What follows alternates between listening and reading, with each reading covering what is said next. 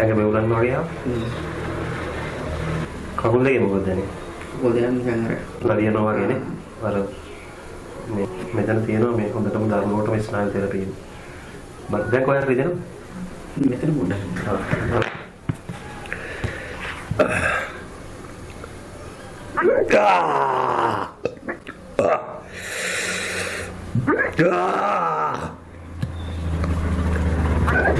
දැන් කොහොමද අද ඒක එක්කෝ? අඩු වුණා? දැන් මේකේ ලෙඩේ තමයි බඩේ. දැන් අර මම බලනකොටම අර ලොකු ගෑස් එක වගේ ආවා. ඊට අමතරව මම අර මේම බලද්දි ඉස්සෙල්ලා අර අතේ ඇගේ බෙවිලිල්ලක් වගේ ආවා. ඒකෝට මේක තමයි ඒ කියන්නේ කවුරු හරි කලපු දෙයක්. මොන හරි බඩට දීපු දෙයක් තමයි මේ බලේ. ඒකෝට මේකේ වෙන දේ තමයි මේ අපේ ආහාර ජීර්ණය දුර්වල කරනවා.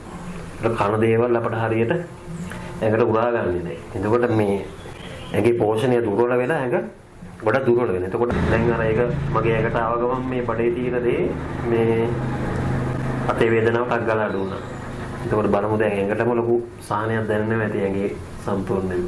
ඉතින් මේ වගේ දේවල් පහසුවෙන්ම ඉවර කරන්න පුළුවන්. තාම ලේසි. ඒක තමයි මෙතන තියෙන වෙනස්ම දේ. දැන් මොකද බඩේ රත් වෙනවද තාම?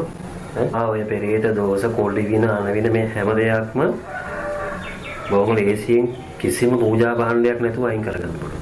දැන් මොකද වෙන්නේ? වයිබ්‍රේට් වෙනවා වගේ මෙහෙම ගැලවෙන්න try කරනවා. දැන් නැගිටලා බලන්න කකුල ඉරේනවා. අඩු වුණානේ. පල්ලෙහා ඉඳලා අඩු වුණා. උඩ හරිය පොඩ්ඩක් තියෙනවා තමයි. වගේ මේකත් අඩුවේ තව පොඩි වෙලාවකින්